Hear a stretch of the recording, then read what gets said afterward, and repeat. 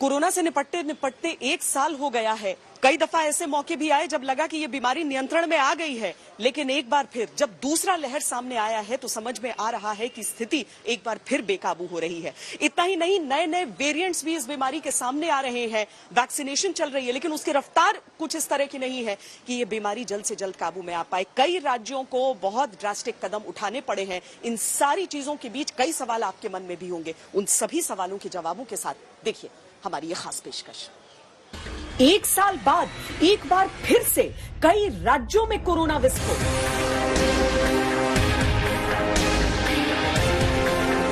Covid appropriate behaviour के अंदर हमारी तरफ से किसी भी किस्म की लापरवाही जो है वो किस प्रकार से केसेस को दोबारा से बढ़ने की ओर ला सकती है, ये हमको नजर आ रहा है। क्या 1 साल बाद एक बार फिर से लौटेगा सख्त लॉकडाउन का दौर?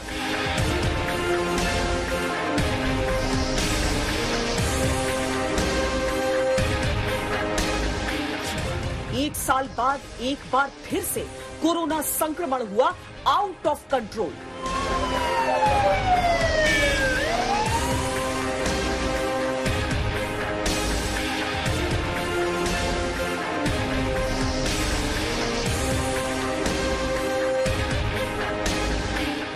एक बहुत बड़ा कारण ये है, लोगों ने ये सोचना शुरू कर दिया कि अब वैक्सीन आ गई है, अब कोविड खत्म हो गया है और कोविड अप्रोप्रिएट बिहेवियर है वो बिल्कुल ही खत्म हो गया है। मास्क लगाना बिल्कुल बंद हो गया है। अमेरिका और यूरोप की तरह भारत में भी कोरोना की दूसरी लहर की दस्तक है।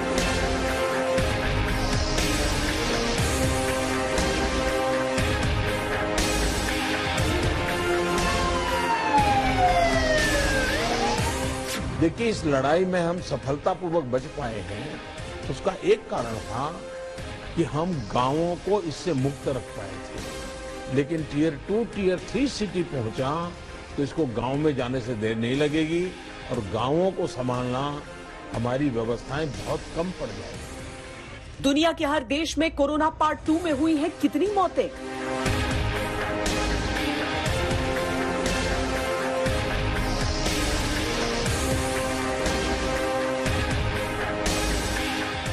अगर आप मृत्यु देखें, डेथ पर मिलियन पॉपुलेशन देखें, तो वहाँ भी भारत में डेथ पर मिलियन पॉपुलेशन कोरोना से होने वाली मृत्यु बहुत कम है, 17.2 प्रति मिलियन है।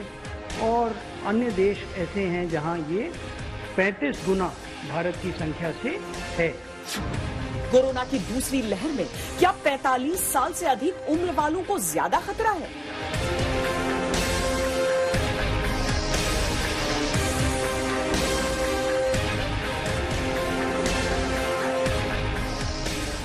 जो भी 45 के ऊपर है,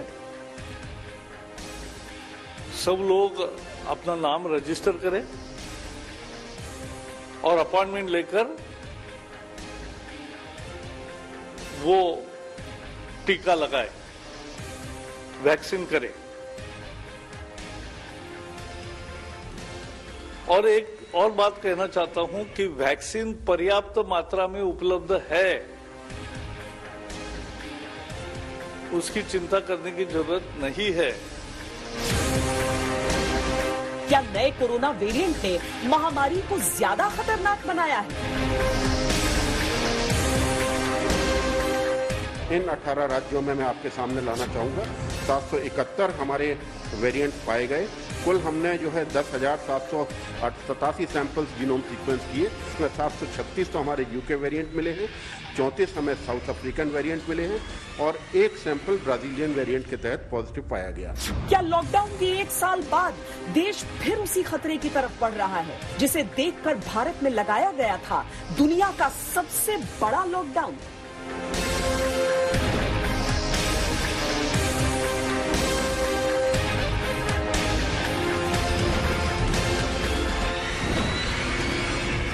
दिल्ली में मास्क पहनने के लिए अनिवार्य तौर पर ये जो अभियान है वो लंबे समय से लगातार जारी है। 2000 रुपए का फाइन देना होता है, इसीलिए अधिकतर लोग यहाँ पर आपको मास्क पहने हुए नजर आ जाएंगे। लेकिन मास्क न पहनना एक बहुत बड़ी समस्या है, खासकर उन इलाकों में जहां पर चेकिंग की चौकसी नहीं होती है। लेकिन लोगों को अपने मन से ये महसूस करके अपनी सेहत के लिए इसकी बेहतरी को समझते हुए मास्क को लगाना चाहिए, किसी फाइन के डर से नहीं।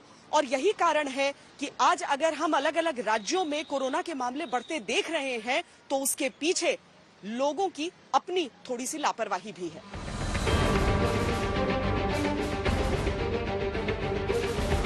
महाराष्ट्र समेत 8 राज्यों में कोरोना के नए केस रोज नए रिकॉर्ड बना रहे हैं।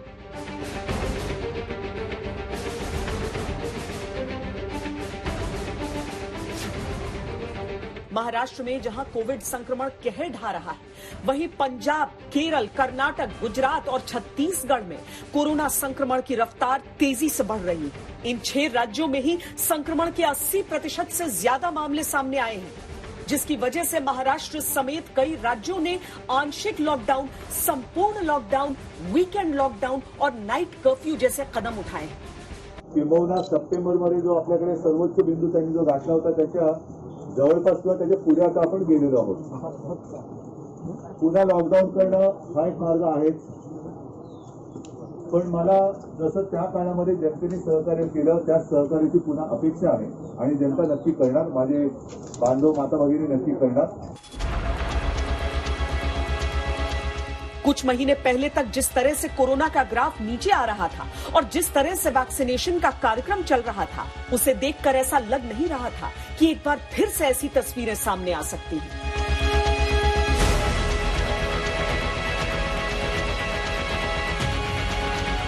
बाहर मत निकलो, ज्यादा से ज्यादा आपका मेडिकल ये होगा तो जा पाओ, मेडिकल के नाम पे बाहर मत घूमो भैया।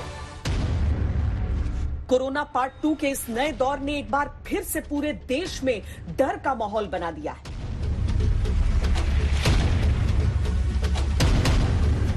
पांच महीने बाद मार्च के अंतिम हफ्ते में केस में बड़ा उछाल देखने को मिला है। 23 अक्टूबर 2020 के बाद पहली बार देश में एक दिन में 50,000 से अधिक मामले सामने आए। 23 अक्टूबर को 24 घंटे में 54,366 केस सामने आए थे। मरीजों की संख्या लगातार बढ़ने से ठीक होने की दर गिरकर 95.28% हो गई है, जबकि मृत्यु दर बढ़कर 1.36% हो गई है। ये देश में इन्फेक्शन की टाइमलाइन ट्रेंड को दर्शाता हुआ ग्राफ है, जिसमें हम बता रहे हैं कि सितंबर के मध्य में सबसे अधिकतम एक्टिव केसेस थे 10,17,000। उसके बाद ये लगातार घटते गए और फरवरी के मध्य में ये घटकर 1,36,000 तक पहुंच गए थे। उसके बाद केसेस में बढ़ना शुरू हुआ।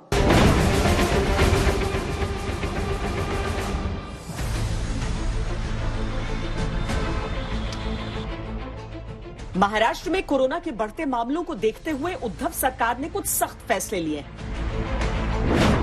जिसके तहत 2 अप्रैल को हालात की समीक्षा होगी। केस बेकाबू रहे तो लॉकडाउन पूर्णतः लगेगा। 2 अप्रैल से पहले भी लॉकडाउन संभव है। निजी अस्पतालों के आधे बेड रिजर्व कर दिए गए हैं। 50% बेड कोरोना मरीजों के लिए रिजर्व है। शादी में सिर्फ 50 मेहमानों के जाने की इजाजत है। अंतिम संस्कार में सिर्फ 20 लोगों को मंजूरी। मॉल में क्षमता के 50% लोग ही जा सकेंगे। सिनेमा हॉल भी आधी कैपेसिटी से चलेंगे। इसके अलावा कई शहरों में लॉकडाउन और रात का कर्फ्यू लगाया गया है। हर राज्य को इस तरीके से करना पड़ेगा क्या? हर शहर को ऐसे करना पड़ेगा क्या? कड़ाई, क्या लॉकडाउन का खतरा, जो एक चेतावनी वो लोगों के मन में रहेगी तभी होगा? देखिए, मैं लॉकडाउन इत्यादि तो मैं नहीं समझता कि उसको करने की बात है या करना चाहिए, अब उसकी कोई आवश्यकता नहीं। लेकिन जो बेसिकली कोविड एप्रोप्रिएट बिहेवियर है, जिसमें कि प्रमुख रूप से ये मास्क की बात आती है, इसको लोग गहराई, गंभीरता और ईमानदारी से, सख्ती से, कड़ाई से इसका पालन करें। इसके लिए सभी सरकारों को इसका कड़ाई से पालन कराना, खाली उन्हीं स्टेट्स को नहीं जहां की केसेस बढ़ रहे हैं। तो लगभग 400 डिस्ट्रिक्ट्स ऐसे हैं जहां की या तो 7 दिन या 14 दिन या 21 दिन या 28 दिन से कोई केस नहीं आया है। ये भी पॉजिटिव एस्पेक्ट भी है।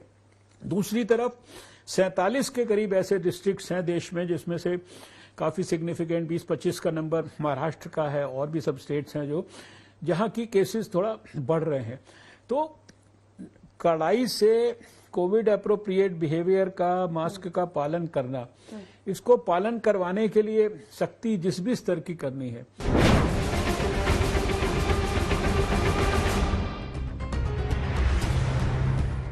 कोरोना संक्रमण के 74.32% मरीज सिर्फ 3 राज्यों महाराष्ट्र, केरल और पंजाब में।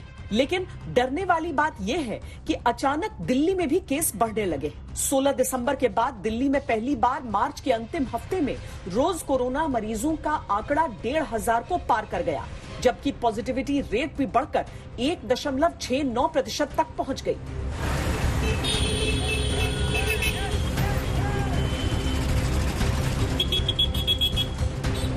दिल्ली सरकार ने हाल में एक आदेश जारी किया जिसमें यहां के वीकली बाजार, सिनेमा हॉल, मॉल, मेट्रो और धार्मिक स्थल को सुपर स्प्रेडर बताया गया है। इसीलिए यहां पर सख्ती बढ़ाने के आदेश दिए गए हैं।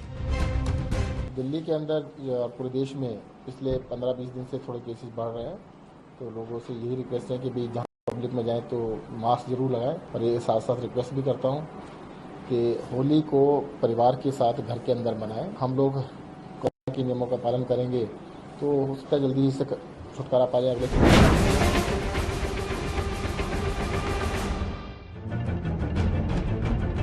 मध्य प्रदेश में भोपाल, इंदौर और जबलपुर के बाद रतलाम, बैतूल, छिंदवाड़ा और खरगोन में रविवार को लॉकडाउन का ऐलान किया गया है।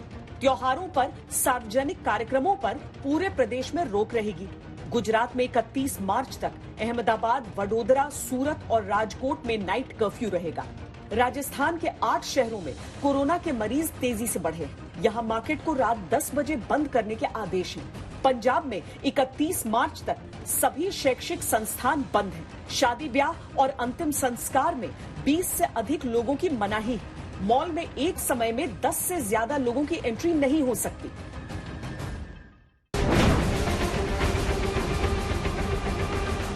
अब देखिए ना किस प्रकार से जो सुपर स्प्रेडर इवेंट्स हमारे देश में बढ़ रहे हैं, सोशल गैदरिंग्स बढ़ रही हैं।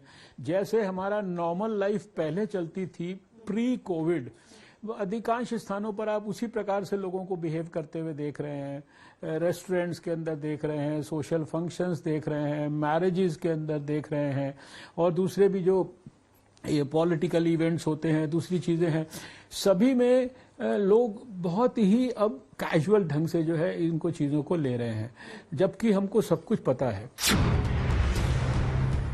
करीब 1 साल पहले जब 24 मार्च 2020 को पूरे देश में लॉकडाउन लगा था, तब भारत में कुल पॉजिटिव केस 564 थे, जबकि कोरोना से मौतों का आंकड़ा 10 था। इस समय भारत में संक्रमितों का आंकड़ा 1,15,00,000 के करीब है, जबकि 1.5 लाख से ज्यादा जिंदगियां कोरोना ने लील ली।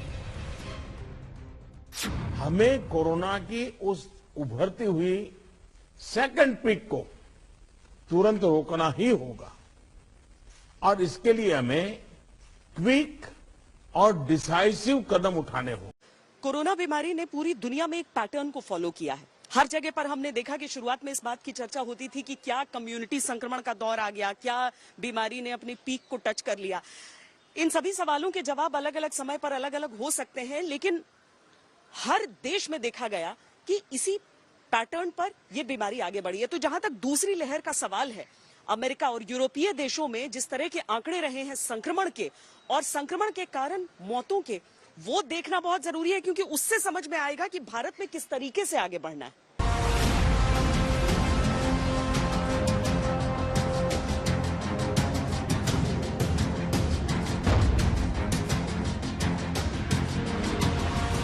Britain, France, Belgium, Italy, Netherlands, Spain और स्वीडन में कोरोना की दूसरी लहर ने ज्यादा तबाही मचाई।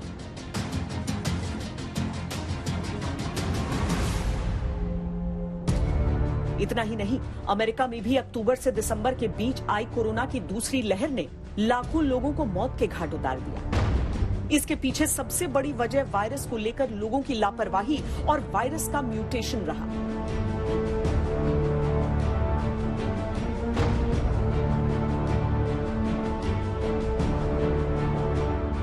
द इकोनॉमिस्ट ने दुनिया भर के 46 देशों में कोरोना महामारी की दूसरी लहर का अध्ययन किया। मौतों के विश्लेषण से ये बात पुख्ता हो गई कि जिन देशों में कोरोना वायरस की दूसरी लहर आई वहां ज्यादा कोहराम मचा। 46 देशों में मार्च से लेकर मई 2020 तक पहली लहर में 2,20,000 लोगों की मौत हुई, जबकि अक्टूबर से दिसंबर के बीच इन्हीं 46 देशों में मरने वालों की संख्या 6,20,000 तक पहुंच गई। यानी दूसरी लहर में करीब 4 लाख ज्यादा लोगों की मौतें हुई।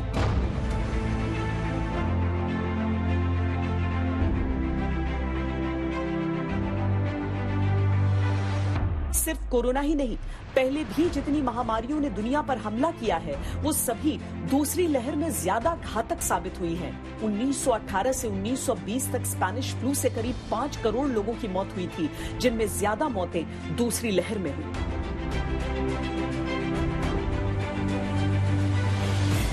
सौ साल पहले जब स्पेनिश फ्लू हुआ था तब भी यही हुआ था कि जब पहली स्पाइक कम हुई तो लोगों ने बिल्कुल मास्क लगाने छोड़ दिया, पार्टी करनी शुरू की कि अब पैंडेमिक खत्म हो गया, और एकदम स्पाइक हुआ और एकदम केस। कोरोना का सबसे बड़ा खतरा था कि लोगों को इस बीमारी की जानकारी कम थी। जैसे जैसे समय बीत रहा है उसके साथ जानकारी की कमी दूसरी चीजों के साथ जुड़ रही है, यानी कि कोरोना के नए स्ट्रेन्स, कोरोना के नए वेरिएंट्स, डबल म्यूटेंट। ये भारी भरकम शब्द कितने जिम्मेदार हैं संक्रमण के बढ़ने में और इनसे किस तरीके से बचना है?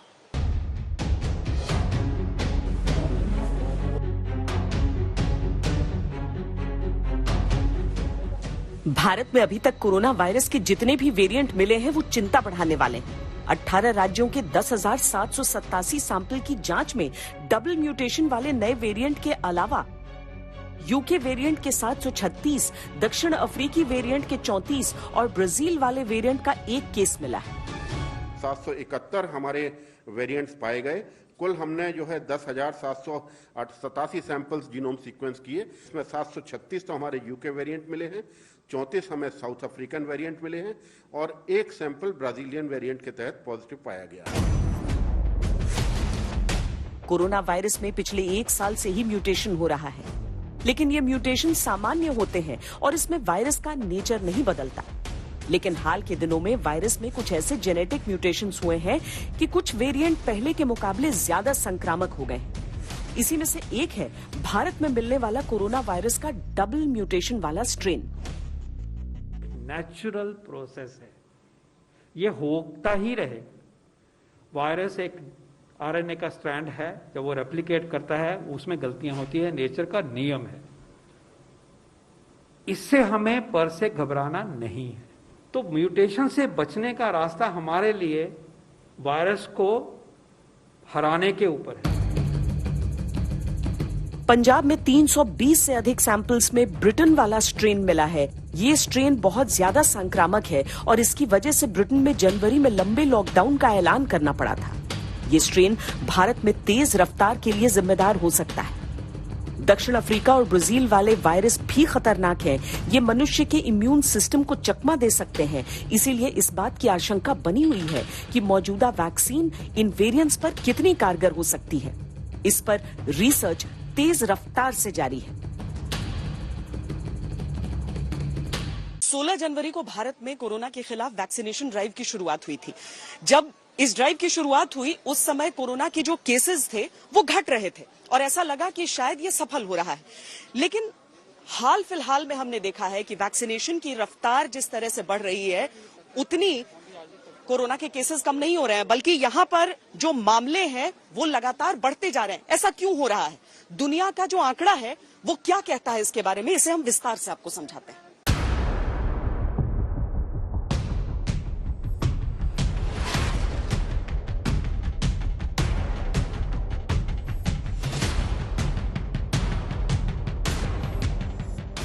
पिछले साल इस समय सवाल था कि कोरोना की वैक्सीन कब तक आएगी। साथियों, हम सबके लिए गर्व की बात है कि आज भारत दुनिया का सबसे बड़ा वैक्सीनेशन प्रोग्राम चला रहा है। दुनिया के पास कोरोना के खिलाफ सबसे बड़ा हथियार है वैक्सीन। वो वैक्सीन जो लैब में टेस्टेड है, विज्ञान के हर मानक पर खरी है। और अब जब दुनिया भर से वैक्सीन ड्राइव के नतीजे आने लगे हैं, तो ये साइंटिफिक तरीके से भी प्रमाणित हो गया है कि जिन देशों ने वैक्सीन की सबसे अधिक डोज अपने नागरिकों को दी, वहां पर कोरोना मरीजों का ग्राफ तेजी से गिरा है।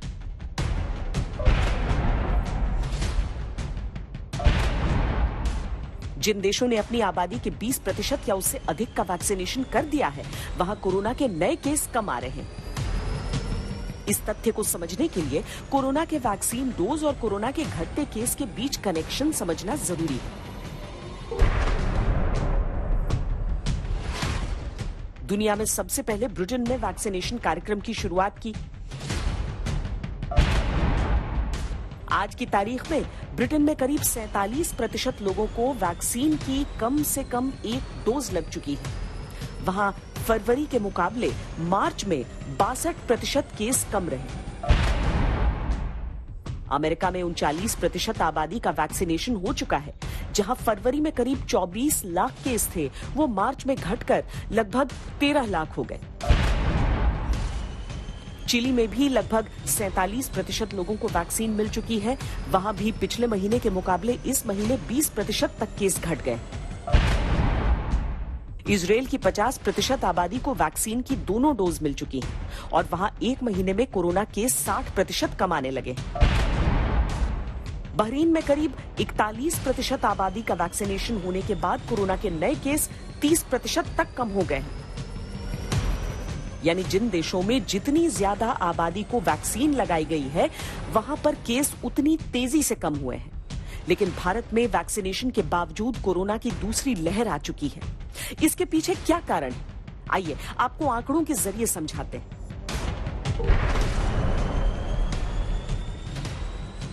भारत में 26 मार्च तक करीब 5 करोड़ 55 लाख वैक्सीन की डोज दी जा चुकी है।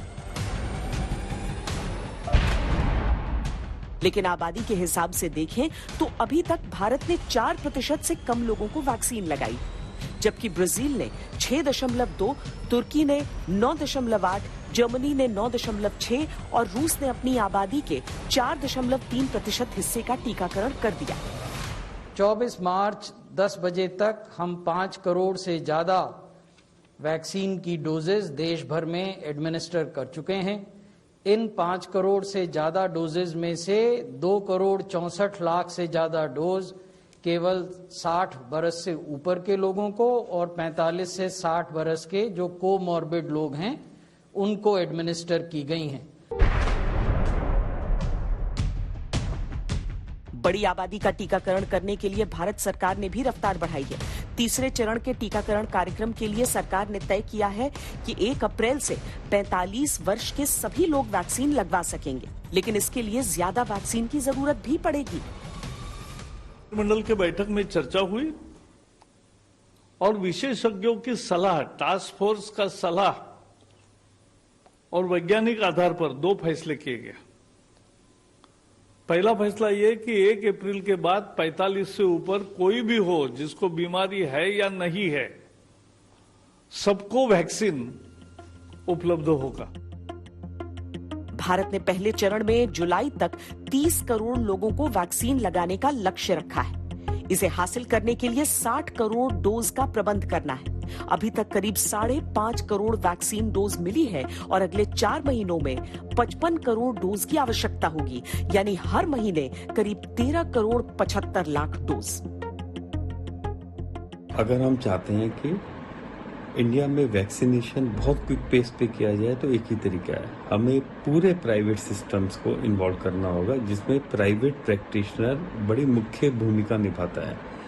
केवल बड़े हॉस्पिटल तक सीमित रखना मेरे हिसाब से ठीक नहीं है। जितनी जल्दी हम वैक्सीनेट करेंगे उतनी म्यूटेशंस कम होंगे, उतने म्यूटेंट स्ट्रेन से हम लड़ पाएंगे और हम विश्व साइकिल से बच पाएंगे। भारत में अभी 2 स्वदेशी वैक्सीन इस्तेमाल हो रही हैं। पहली कोविशील्ड, जिसकी करीब 7 से 8 करोड़ डोज की सप्लाई ही सीरम इंस्टीट्यूट हर महीने कर रहा है।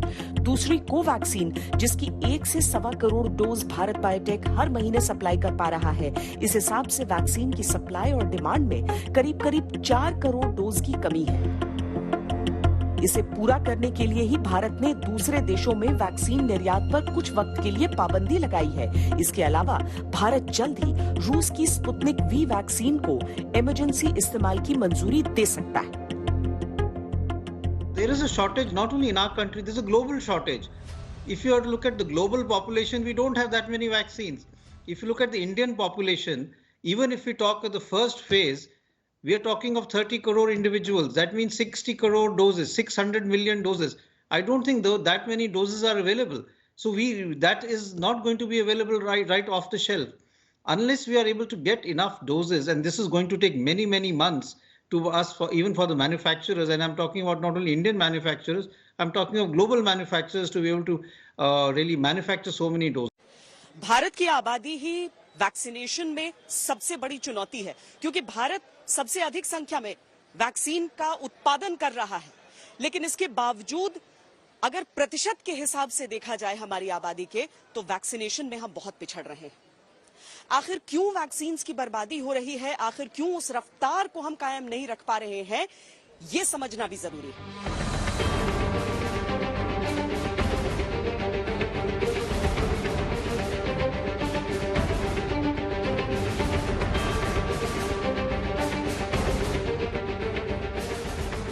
कोरोना की स्पीड जिस तरह से बढ़ रही है, उस पर ब्रेक लगाने के लिए वैक्सीन ड्राइव को 4-5 गुना बढ़ाने की आवश्यकता है। लेकिन इसमें 2 दिक्कतें हैं। पहली और बड़ी समस्या है कच्चे माल की कमी, दूसरा है वैक्सीन की बर्बादी, जिसका जिक्र कुछ दिन पहले प्रधानमंत्री मोदी ने मुख्यमंत्रियों के साथ बैठक में किया था। एक मुद्दा है वैक्सीन की एक्सपायरी डेट। हमें ध्यान रखना चाहिए कि जो पहले आया है उसका पहले उपयोग हो, जो बाद में आया है उसका बाद में उपयोग हो। अगर जो बाद में आया हुआ हम पहले उपयोग कर लेंगे तो फिर एक्सपायरी डेट और वेस्टेज की स्थिति बन जाएगी। और इसलिए मुझे लगता है कि अवॉइडेबल वेस्टेज से तो हमें बचना ही चाहिए। कोरोना वैक्सीन बनाने वाली सीरम इंस्टीट्यूट का कहना है कि जनवरी महीने में वो 6 से 7 करोड़ वैक्सीन का उत्पादन कर रहा था। मार्च महीने से उत्पादन बढ़ाकर 10 करोड़ प्रति महीना करने का लक्ष्य था, लेकिन उत्पादन अभी भी 6 से 7 करोड़ डोज पर ही सीमित है। इसके पीछे सबसे बड़ा कारण है कच्चा माल। सीरम इंस्टीट्यूट के अनुसार अमेरिकी निर्यात प्रतिबंधों के चलते वैक्सीन उत्पादन में इस्तेमाल होने वाले प्लास्टिक बैग और फिल्टर की कमी हो रही है। पूरी दुनिया में वैक्सीन की कमी है, लेकिन भारत के कुछ राज्यों में इसी वैक्सीन की बेकदरी भी चिंता का विषय है। केंद्रीय स्वास्थ्य मंत्रालय के आंकड़ों के अनुसार वैक्सीन की बर्बादी में तेलंगाना नंबर 1 है। यहां पर 17.6% वैक्सीन बर्बाद हुई है। दूसरे नंबर पर आंध्र प्रदेश है। यहां कुल वैक्सीन की 11.6% डोज खराब हुई। तीसरे नंबर पर उत्तर प्रदेश, जहां 9.4% वैक्सीन बिना लगाए बेकार हो गई। चौथे नंबर पर कर्नाटक, जहां 6.6% वैक्सीन खराब हुई। जम्मू कश्मीर में भी 6.6% वैक्सीन बर्बाद हुई। प्लानिंग और गवर्नेंस की जो भी कमियां हैं उन्हें तुरंत सुधारा जाना चाहिए। वैक्सीन वेस्टेज जितनी रुकेगी, और मैं तो चाहूंगा राज्यों ने तो 0 वेस्टेज के टारगेट से काम शुरू करना चाहिए। हमारे यहां वेस्टेज नहीं होने देंगे। एक बार कोशिश करेंगे तो इंप्रूवमेंट जरूर होगा। उतने ही ज्यादा हेल्थ वर्कर्स, फ्रंटलाइन वर्कर्स और दूसरे एलिजिबल लोगों को वैक्सीन की दोनों डोज पहुंचाने के हमारे प्रयास सफल होंगे। और इसके पीछे सबसे बड़ा कारण ये है कि लोग रजिस्ट्रेशन तो करवाते हैं, लेकिन तय तारीख पर वैक्सीन लगवाने नहीं पहुंच रहे।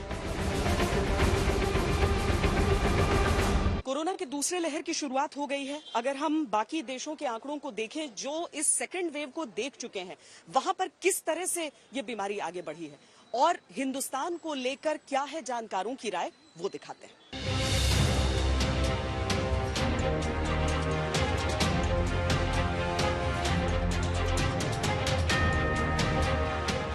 मार्च के मध्य से शुरू हुई कोरोना की दूसरी लहर को अगर वक्त रहते नहीं रोका गया तो ये पहली लहर से ज्यादा घातक साबित हो सकती है।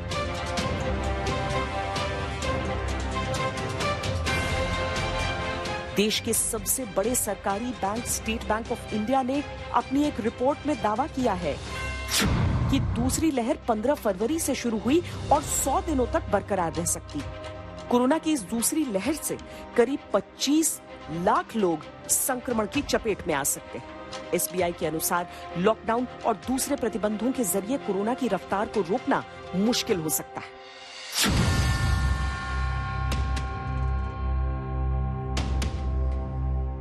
दूसरी लहर को रोकने के लिए भी एसबीआई ने उपाय बताए हैं।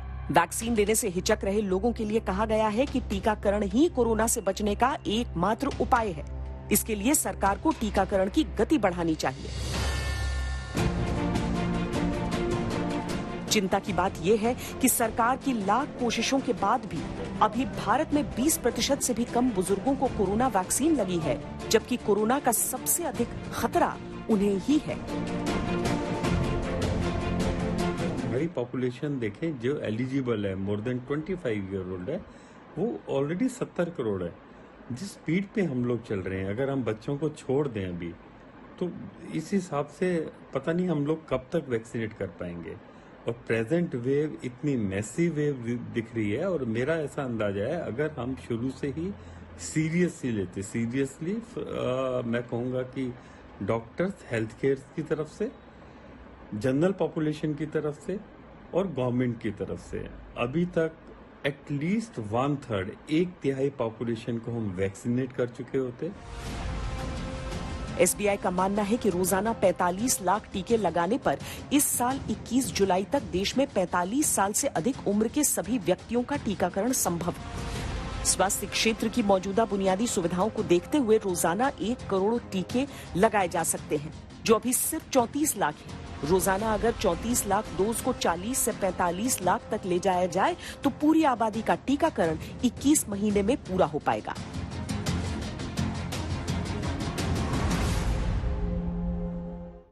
कोरोना से निपटने में हम बाकी देशों से पहले भी बेहतर रहे थे और दूसरी लहर के आने के बाद भी बेहतर रहेंगे। बस थोड़ी सी सावधानी की आवश्यकता है।